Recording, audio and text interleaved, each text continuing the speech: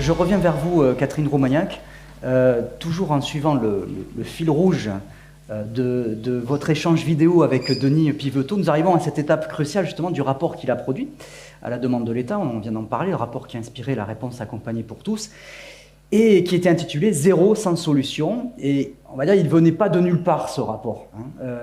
Il est la conséquence en fait d'un fait de société. Je pense que certains s'en rappellent, mais peut-être pas. Un véritable scandale en fait, qui a mis en lumière l'existence de milliers de personnes handicapées sans solution de prise en charge. Voilà, c'est l'affaire Amélie Loquet. Est-ce que vous pouvez nous rafraîchir un peu la mémoire en tant qu'historienne frustrée, si j'ai bien compris? Pas frustrée justement. Ravie de l'être, mais qui rejaillit de temps en temps. Donc l'affaire Amélie Loquet, qu'est-ce que c'est? L'affaire Amélie Loquet, c'est une personne qui doit relever et qui cherche une place en établissement pour adultes et qui n'en trouve pas. Et sa famille met l'État devant le tribunal. Et l'État est non seulement condamné, mais lourdement condamné. Vous savez que quand il y a des sommes à 5-6 chiffres, et que le premier chiffre c'est pas un 1, c'est lourd.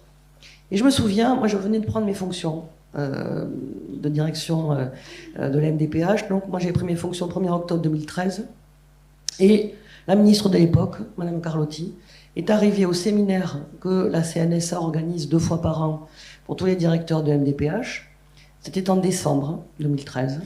Et là, elle nous dit à tous, moi je découvrais ce monde-là, et elle nous dit à tous, là, inutile de vous dire que c'est arrivé une fois et que ça ne doit plus arriver. L'État a été condamné, donc vous allez mettre en place, évidemment, non seulement des commissions de situations critiques, complexes dans les MDPH pour trouver des solutions à toutes les personnes. Et elle nous a dit, je commande un rapport national. Elle l'a commandé donc à Denis Piveteau, un rapport national pour justement abonder, alimenter la réflexion de tous sur comment on ne reste pas justement sans solution. Voilà. Et ce rapport, donc, pour une fois, je dirais presque, je fais de la provocation, il n'a pas servi à caler une armoire. Et donc vous avez invité Denis Piveteau à s'y replonger quelques instants avec cette question. Si vous réécriviez ce rapport aujourd'hui, quelles seraient les 3 propositions phares qui vous paraîtraient indispensables? Le premier point, ça rejoindra des axes d'ailleurs, c'est le PAG, comme on dit dans le jargon, cette idée d'une vision un peu globale autour d'une personne, de tout ce que les offreurs d'un territoire sont susceptibles de proposer comme intervention de façon à construire non pas une place, mais enfin ça peut être une place, mais une réponse, c'est-à-dire un ensemble d'interventions.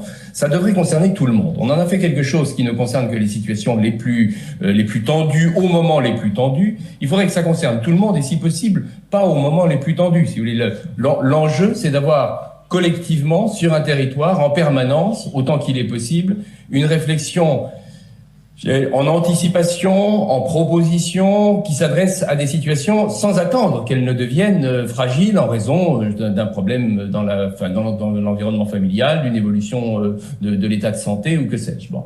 Donc on a aujourd'hui un vrai travail à faire pour généraliser cette approche collective, et je pense que s'il y avait une proposition à faire, je serais encore plus insistant là-dessus, pour toute personne. Alors on va dire qu'on n'a pas le temps, que ça demande, il y a des besoins administratifs énormes.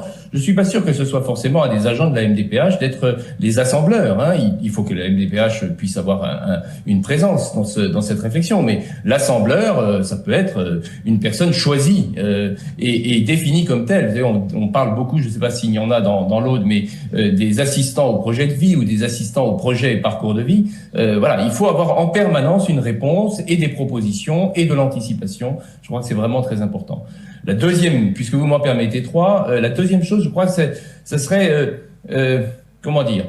mettre plus d'accent, plus encore que nous ne le faisions, sur le lien entre le champ sanitaire et le champ médico-social.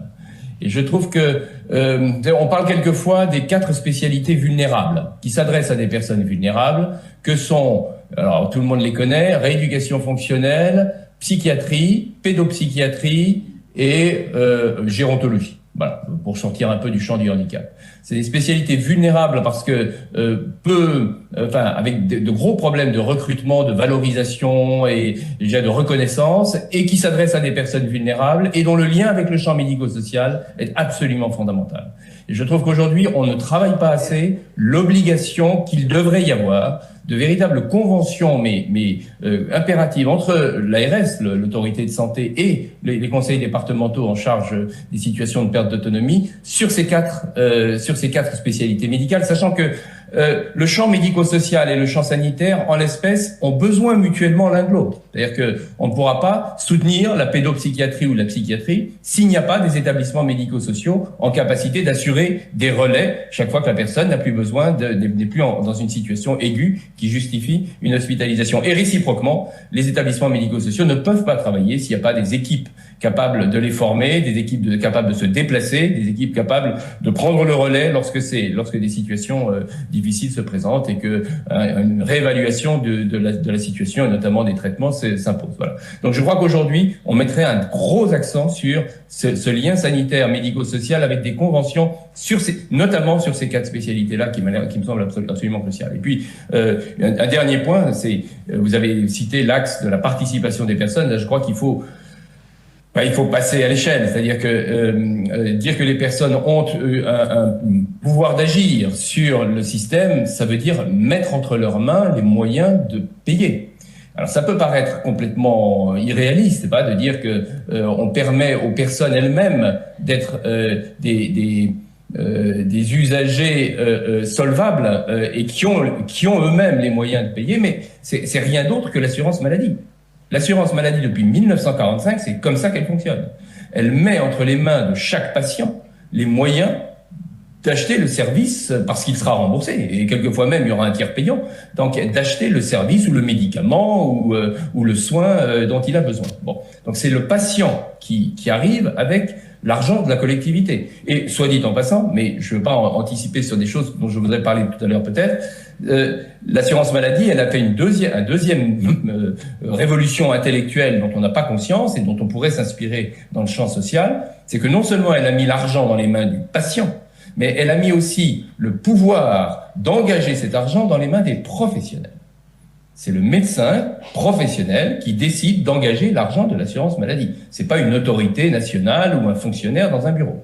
Donc, on a un modèle autour de l'assurance maladie dont on serait bien inspiré de s'inspirer, justement, dans le champ de l'accompagnement des personnes en situation de handicap. Et je pense que je ferais des propositions, si j'avais à le refaire, assez fermes dans cette direction de réforme de la tarification. Voilà, encore un exemple de créativité autour d'une analyse assez fine, assez pointue, donc par ce grand monsieur Denis Piveteau qui va continuer à nous enrichir comme ça au fil de la matinée. Et on va l'enrichir aussi, cette vision nationale, par un angle, un vécu local. Donc après Jean-Claude Rouanet et Jean-Marie Gorieux, que je remercie, j'ai pas pris le temps tout à l'heure pour cet éclairage, merci à vous deux. Nous continuons avec deux personnes qui m'ont rejoint pendant cette séquence. Alazaïs Rénal de l'Agence régionale de santé et Nadège Cédès de l'Éducation nationale. Bonjour à vous deux. On va commencer avec vous, Nadège Cédès. Donc vous êtes inspectrice de l'Éducation nationale en charge de l'école inclusive, une notion qui dépasse le cadre du handicap, m'avez-vous expliqué. Vous êtes en poste dans l'Aude depuis septembre dernier et vous m'avez dit vouloir entretenir la dynamique que vous avez trouvée dans notre département. Alors, comment travaillez-vous concrètement à la fluidité des parcours de l'enfant handicapé, vous, j'allais dire, côté école, avec le secteur médico-social? Quels outils, quels moyens humains sont aujourd'hui en place? Vaste sujet. Donc, pour reprendre les mots de M. Gorieux, je ne suis pas audoise également. Non, vous acceptez quand même. Voilà. Et effectivement, le département est très dynamique. Voilà, sur les premiers temps d'échange, nous sommes revenus sur la loi de 75 et la loi de 2005. qui ont fait évoluer aussi l'organisation de l'éducation nationale sur la question du handicap. À ces lois s'ajoute tout un processus avec de nouveaux textes qui sont parus en 2013, 2019 et encore plus récemment, et qui visent à vraiment repenser l'organisation de notre institution. C'est aussi un mot qui a été employé, afin de construire une école qui soit véritablement inclusive et qui scolarise chaque élève, quels que soient ses besoins éducatifs particuliers. Et c'est vrai que lorsqu'on a préparé cette journée, on a parlé de handicap, mais au-delà du handicap qui est reconnu, et c'est une démarche individuelle que porte, alors pour ce qui nous concerne, l'éducation nationale, c'est porté par les familles auprès de notre partenaire, la MDPH. Au-delà de cette reconnaissance, on a tout un tas de situations où l'école doit s'adapter aux besoins éducatifs particuliers des élèves qui lui sont confiés. Alors, concrètement. Très concrètement. Alors, on a parlé des élèves allophones, un élève qui arrive de l'étranger, qui ne parle pas notre langue. Il n'est pas en situation de handicap. Pour autant, l'école doit lui permettre d'apprendre le français. Et à ce titre, Monsieur Piveteau parlait de modules. C'est vrai qu'on parle, nous, souvent de dispositifs. Nous avons des dispositifs qui vont être en capacité, sur un temps déterminé, d'accompagner cet élève pour lui permettre d'apprendre le français et donc de pouvoir suivre les cours comme n'importe quel autre enfant. On a beaucoup d'autres situations. On peut parler des enfants malades qui vont être sur un temps parfois très court ou plus long en fonction des besoins hospitalisés. Et là aussi, il y a des besoins éducatifs particuliers. Il va nous falloir déployer des dispositifs qui vont lui permettre de suivre une scolarité au plus près de la scolarité ordinaire. La ministre déléguée, dernièrement, parlait notamment de ce dispositif d'équipe mobile, donc c'est le pluridisciplinaire, en disant que le nombre allait fortement augmenter. Est-ce que déjà dans l'Aude, on est équipé, j'allais dire, et qu'est-ce qui se passe là-dessus ?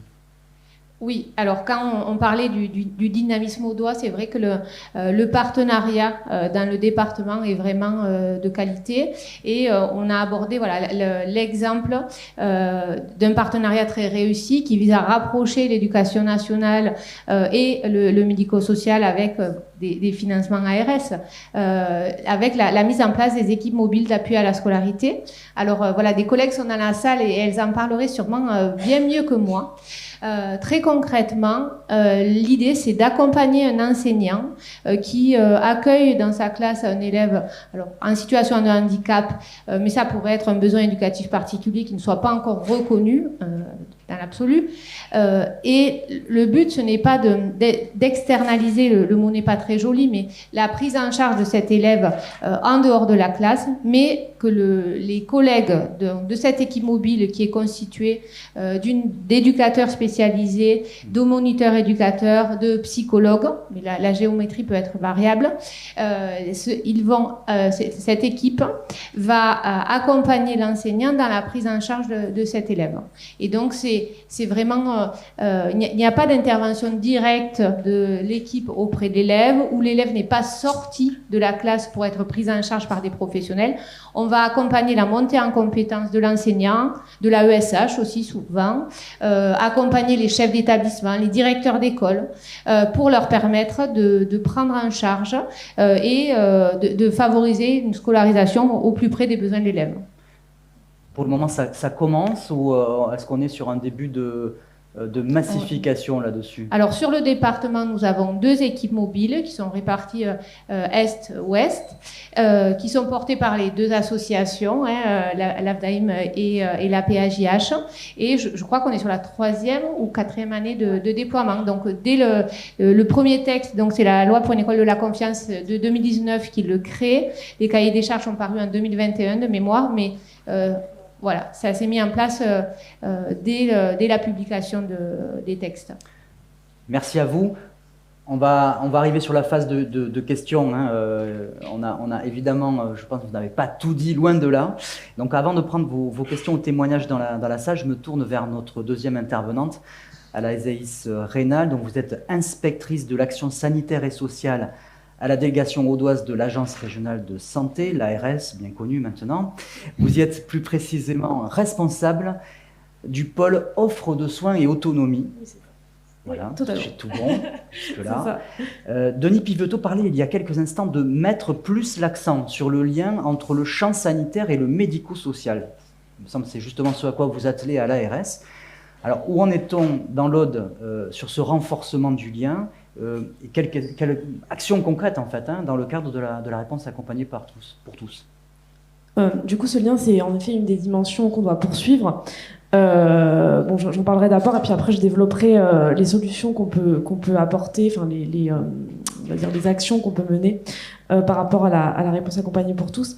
Sur le lien avec le sanitaire, en effet, je pense que c'est quelque chose de très important.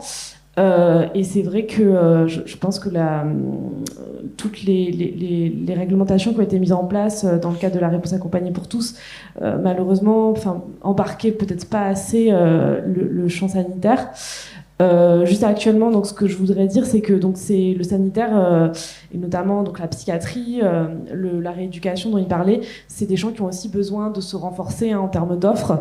Et actuellement, il y a une réforme des financements de la psychiatrie et des SSR, des centres de rééducation, qui est en cours, et on espère que ça pourra avoir un impact positif sur l'Aude en particulier. Et par ailleurs, il y a de plus en plus la possibilité de créer des dispositifs mobiles, que ce soit en psychiatrie ou en SSR. Donc c'est pas encore tout à fait le cas dans l'Aude, mais en tout cas il y a de plus en plus la possibilité des ouvertures d'appels à projets et à candidatures qui vont arriver en ce sens. Et c'est-à-dire que vous dites dans l'Aude, on n'y est pas tout à fait, ça va arriver. C'est-à-dire qu'il n'y a pas encore. Je peux pas vous dire exactement l'échéance, mais c'est dans les tuyaux, on va dire. Voilà. D'accord. Ensuite, donc par rapport à la réponse accompagnée pour tous, en dehors de ce sujet très spécifique, donc il y a tout un panel de choses qu'on peut faire. De manière très très concrète, d'une part très simplement des dérogations par rapport on va dire aux barrières administratives qu'il pouvait avoir pour les prises en charge en établissement, les barrières d'âge par exemple. Oui, en fait, là aussi on parle de créativité, il y a des règles et on y déroge. Et finalement, ça devient la nouvelle règle. On y déroge, oui, en effet, parce qu'en fait, il y a une réforme en fait des autorisations médico-sociales dont le but était vraiment de simplifier l'accès, et de faire en sorte que justement il n'y ait plus la seule entre guillemets barrière d'âge qui doit exister aujourd'hui, c'est le 20 ans pour le passage en établissement. Si vous pouvez expliquer ça justement peut-être par un exemple concret. Non, très simplement, c'est juste qu'aujourd'hui les établissements, les IME aujourd'hui sont agréés de 0 à 20 ans, donc ils peuvent prendre des enfants de 0 à 20 ans, alors qu'avant des fois ils avaient des barrières d'âge plus spécifiques. Voilà. Et encore, même cette barrière de 20 ans, elle peut faire l'objet de dérogations, évidemment, puisqu'il y a des jeunes au-delà de 20 ans qui sont en IME, mais à l'inverse, il y a aussi des établissements adultes qui peuvent prendre des jeunes de moins de 18 ans. Voilà. Donc ça, c'est une chose. Mais ensuite, après, il y a tout un panel de choses qu'on peut faire sur des situations, notamment donc, qui seraient à domicile sans solution. Il y a eu la création des PCPE, des pôles de compétences et de prestations externalisées, dont le but était notamment de venir faire une analyse de la situation et de combiner des prises en charge libérales dans l'attente, dans le but de construire ensuite une solution plus pérenne. Donc il y en a 3 dans l'Aude. Il y a aussi, évidemment, il y a la possibilité de créer des places pour renforcer l'offre globalement, ce qui répond à certaines situations. Pour des situations qui sont plus complexes et pour lesquelles les établissements, il y a vraiment une nécessité pour eux d'avoir des renforts, de travailler, de travailler ensemble, dont parlait M. Piveteau. Au niveau de l'ARS, on peut accompagner les établissements financièrement en leur donnant des financements supplémentaires qui vont leur permettre d'embaucher notamment des professionnels supplémentaires, puisqu'il y a beaucoup de de mon expérience, hein, je suis là depuis 4 ans, mais c'est qu'il y a beaucoup de situations qui nécessitent en fait une individualisation un peu plus importante de la prise en charge, ce qui va permettre des fois d'améliorer les choses. Alors, est-ce qu'il y a un problème de moyens humains? Parce qu'on entend alors, au niveau grand public, hein, au niveau du secteur sanitaire et social, que parfois on manque de moyens humains. C'est pas le problème pour le moment? En fait, je pense que les choses se posent à plusieurs niveaux. Nous, en tout cas, on peut déléguer des financements. Après, est-ce que ces financements vont forcément... est-ce que là-dessus, l'établissement va forcément arriver à embaucher facilement ça, je pense qu'aujourd'hui, ça peut être compliqué. Ça dépend des profils.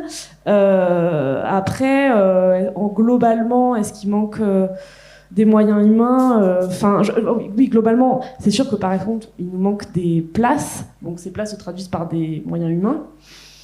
Après, par rapport à ce qui existe déjà et par rapport au taux d'encadrement dans les établissements, moi je peux pas, je pense que on est dans des niveaux qui sont satisfaisants. Voilà. Ensuite,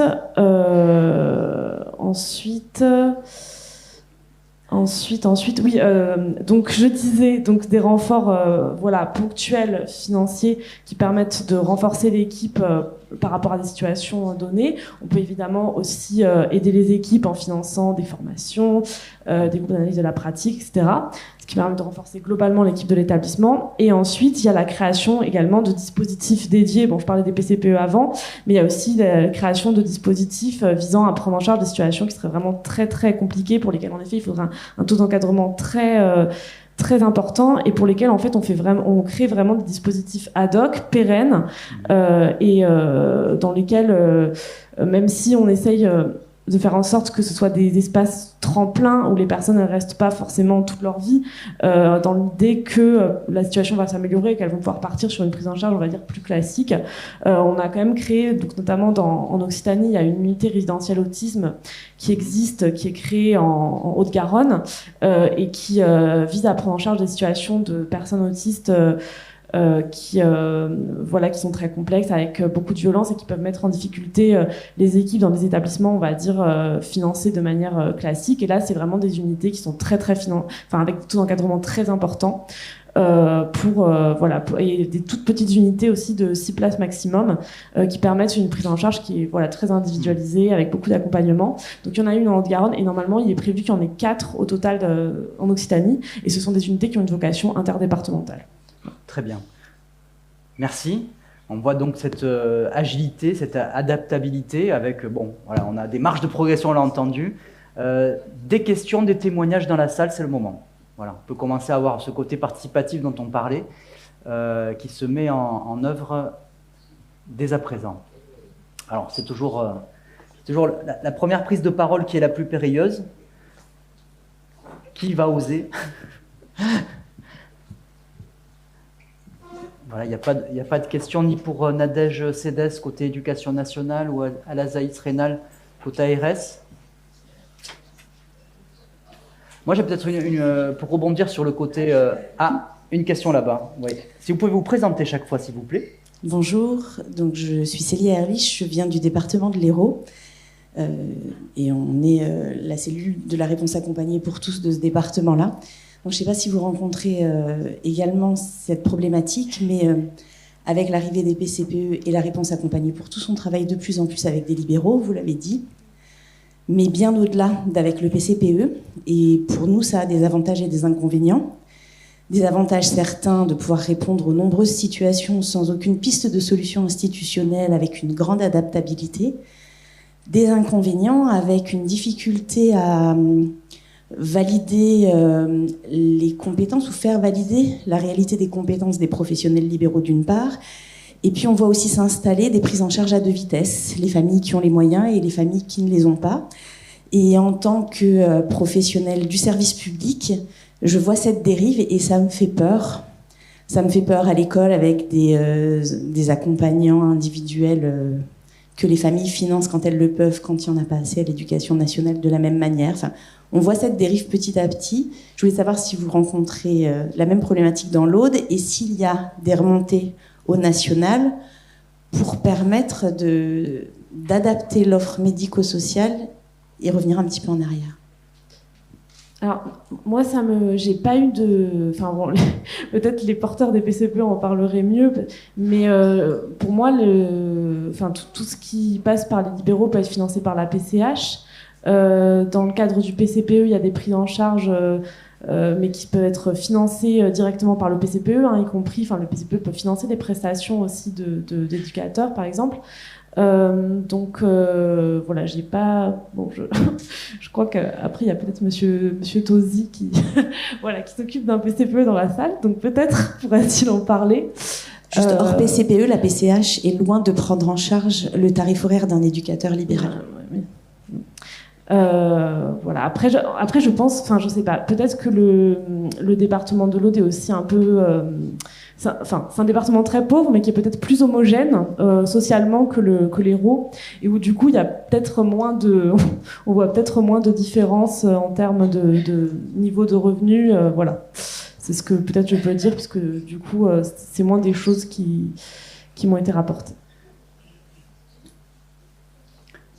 Voilà, Catherine Romagnac pour le complément. Alors, nous privilégions systématiquement, en tout cas dans l'Aude, depuis la mise en place, le déploiement de ce dispositif RAT, nous privilégions systématiquement le droit commun. Donc déjà, ça c'est la première des réponses. On ne vient sur du dérogatoire qu'à partir du moment où le droit commun a été déjà complètement mobilisé. Donc ça c'est la première réponse. Ensuite, sur les PCPE, de plus en plus, alors on a 3 PCPE dans l'Aude. Un dédié vraiment sur l'autisme du 0 ou 2 ans à 20 ans, plutôt Est département. Un autre autisme plutôt sur l'ouest du département avec des tranches d'âge 16-25, 16-30. Et également un PCPE généraliste, voilà, qui s'occupe de tout type de handicap hors autisme.